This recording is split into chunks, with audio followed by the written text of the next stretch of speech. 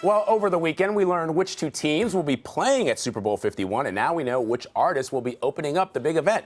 Entertainment Tonight co-host Kevin Frazier joins us now to give us the latest scoop. So, Kevin, what have you learned about the National Anthem performer this year?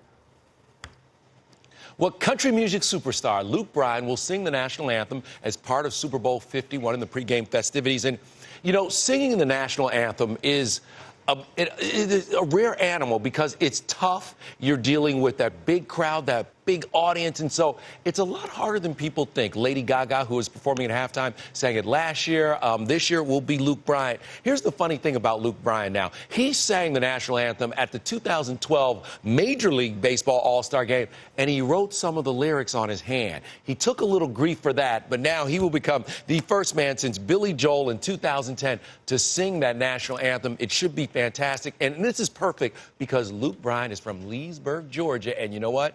He's a huge Falcons fan. So the two-time Academy of Country Music and Country Music Association Entertainer of the Year, a guy who has hosted the ACMs for 4 consecutive years, will be there. He'll sing the National Anthem, and then he'll get to see his team play in the Super Bowl. Should be pretty cool. I'm looking forward to that. I got to ask you about Jay-Z and his music service Tidal, which has struggled to compete with some of the other streaming services like Spotify or Apple Music. But there's this new partnership announced today that could help give the service a boost, I guess. So explain a little bit more about that.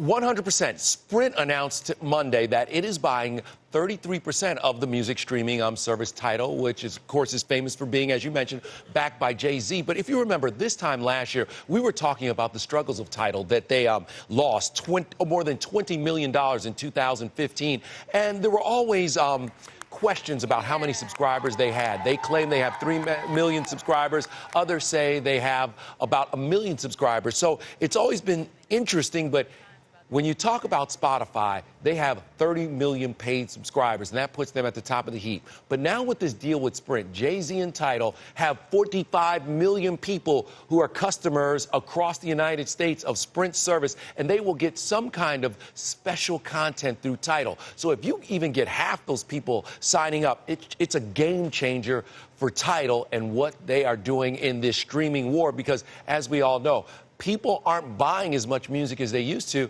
They now are streaming it and listening to it. And the CEO for Sprint will join Tidal's board, but it is going to be and could be a revolutionary move for not only Jay-Z and Tidal, but the way we listen to music.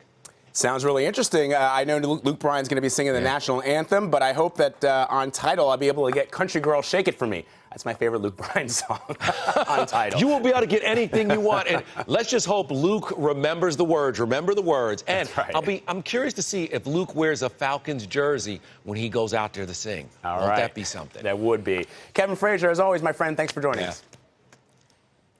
Always great to be here.